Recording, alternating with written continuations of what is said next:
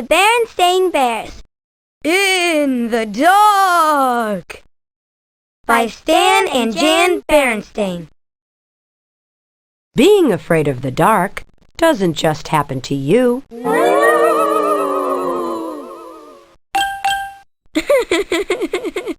It happens sometimes to little bears, too.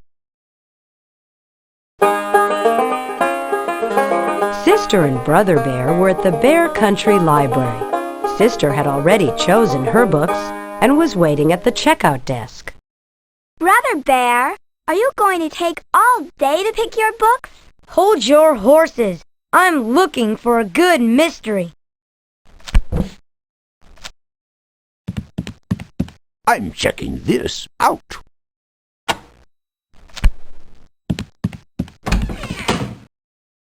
Brother, how hard can it be to pick a book? I'm going as fast as I can. Well, hurry up.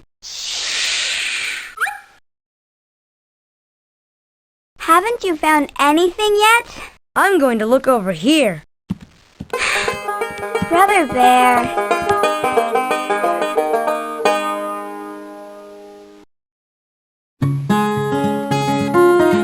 Sister Bear usually took out storybooks and books about nature, and sometimes books of poems. Brother liked those too, but lately he'd become interested in mysteries, especially spooky ones.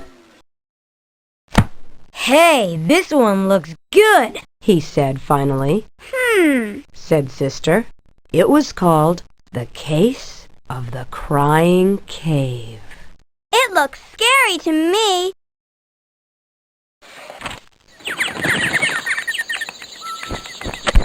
Did you know that butterflies start life as caterpillars? Oh, boring. The Case of the Crying Cave. I can't wait to read it. Let's check out. Okay, it's about time.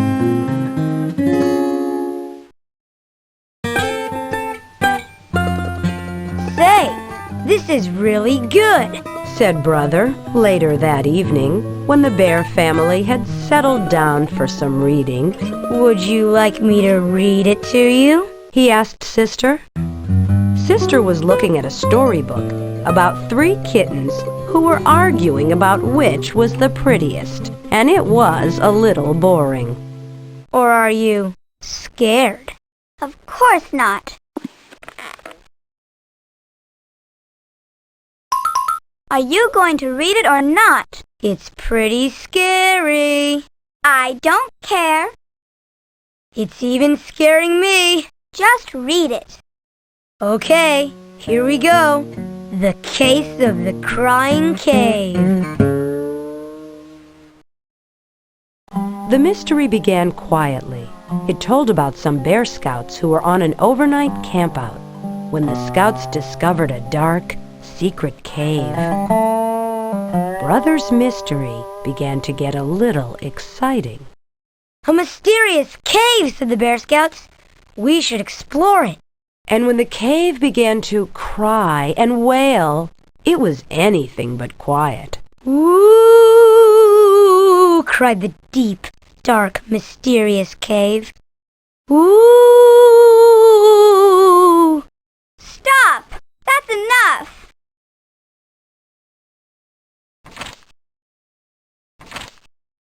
And then the little kittens went into the dark cave. Brother Bear, stop that! Sure is noisy around here tonight.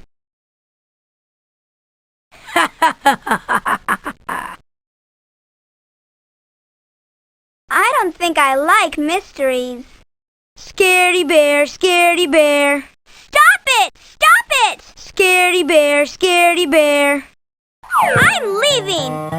And that's quite enough of that. At the cubs' bedtime, Papa and Mama said good night. Good night. Good night, cubs.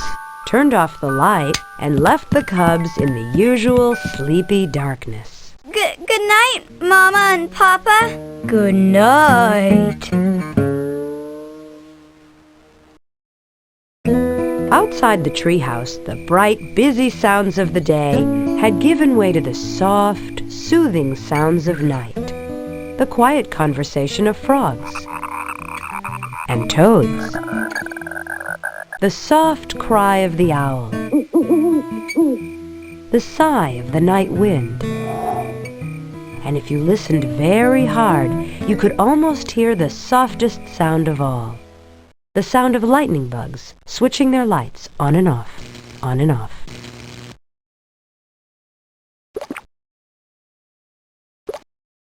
I'm taking the garbage out now.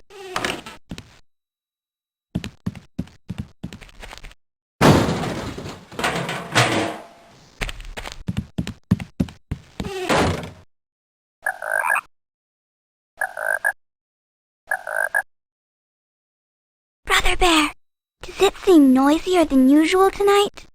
No.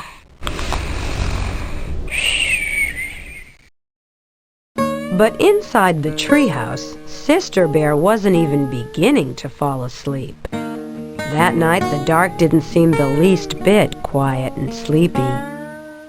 In fact, it seemed like the spooky darkness of a scary cave. And the friendly old chest of drawers and funny clothes tree that Papa had made didn't seem so friendly and funny. They seemed more like cave creatures.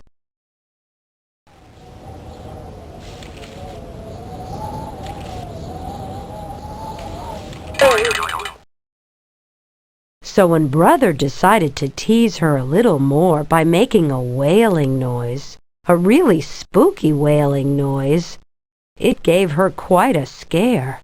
Mama, Papa, hurry, come quick! And come quickly they did. Papa rushed into the room and tripped over the clothes tree. Mama rushed in after Papa and tripped over him.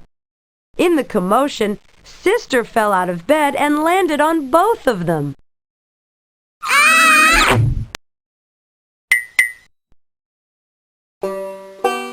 Then Brother, who had started it all with his spooky wail, turned on the light. What a mess! Sister, still scared, was holding on to Papa. Papa was holding on to the toe he had stubbed. Ow! And Mama was looking for the nightcap she had lost in the confusion.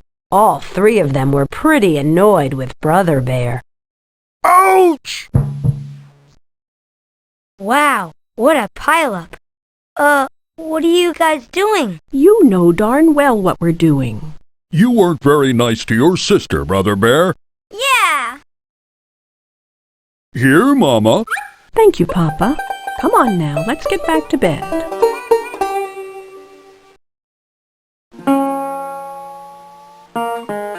It turned out to be a very long night in the bear's treehouse. Papa and Mama tried to explain that there was nothing to be afraid of in the dark, except maybe running into a clothes tree and stubbing your toe, but it didn't do any good. Sister absolutely refused to go to sleep with the light off.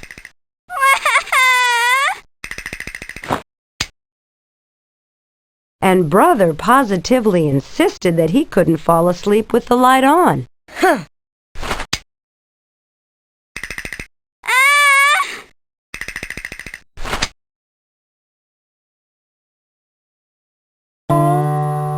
The next morning, the Bear family was very sleepy-eyed. Boy, Said Brother, yawning. I sure don't want to go through another night like that. Neither do I. Said Papa.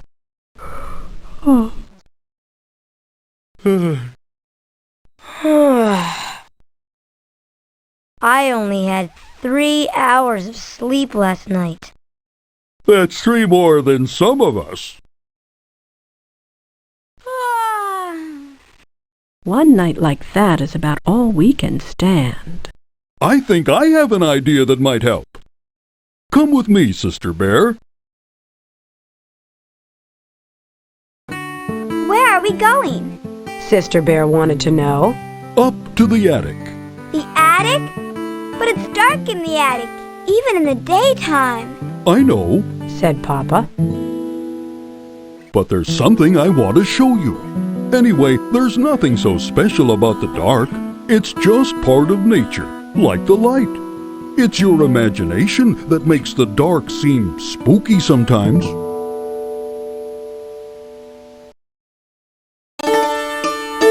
What's imagination? Asked Sister. Imagination is what makes us think that chests of drawers and clothes trees are cave creatures. I wish I didn't have one, Said Sister. Don't say that. Said Papa. A lively imagination is one of the best things a cub can have. It's imagination that lets us paint pictures.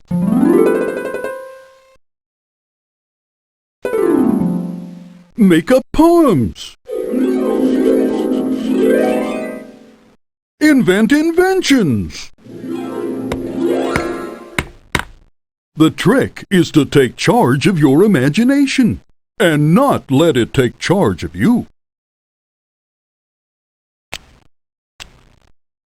One of these has to work.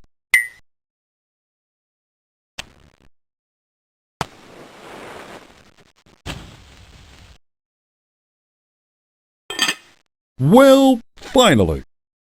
Yow! You see, sister, even grown-ups can make mistakes with fire. I know, Papa.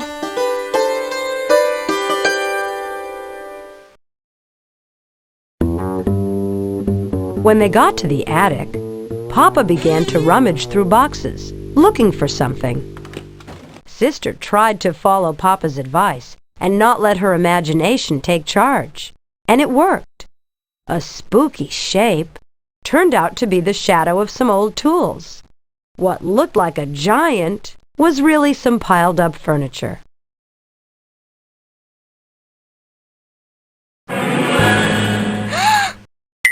Oh, it's just me. Gee, Papa's right about imagination. Here it is, my old nightlight, the one I used when I was a cub and had a little trouble falling asleep in the dark. You had a nightlight? You were afraid too? Sister couldn't quite believe that her big, powerful Papa was ever afraid of the dark. Oh, sure. Most of us are at one time or another. How about reading the rest of The Case of the Crying Cave? Sister asked Brother later that day. Are you sure you want me to? Sure. I want to see how it turns out. She insisted. The mystery is solved, shouted Bear Scout Ted, looking down from the hole in the top of the crying cave. The sounds are made by the wind. I don't understand, said Bear Scout Fred. I'll show you, said Bear Scout Ted. It's like when you blow across the top of a bottle.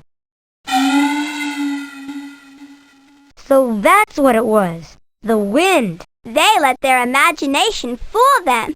It turned the sound into a scary monster. When it turned out that there was nothing very spooky about the terrible wailing noise, Sister was a little disappointed, and that night she said so. I was pretty disappointed by the way The Case of the Crying Cave ended. Why? Asked Brother. Because I was hoping the wailing would be a really spooky, scary monster. Cut that out, cried Brother.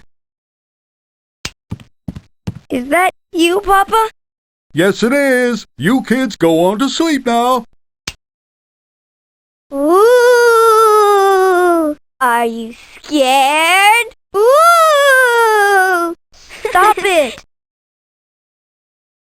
Then Sister went right to sleep, but Brother lay awake for quite some time, listening to the owl hoots and thinking that maybe he'd had enough mysteries for a while.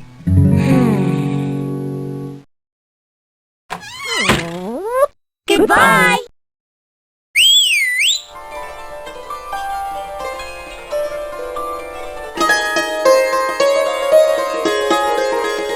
Bye.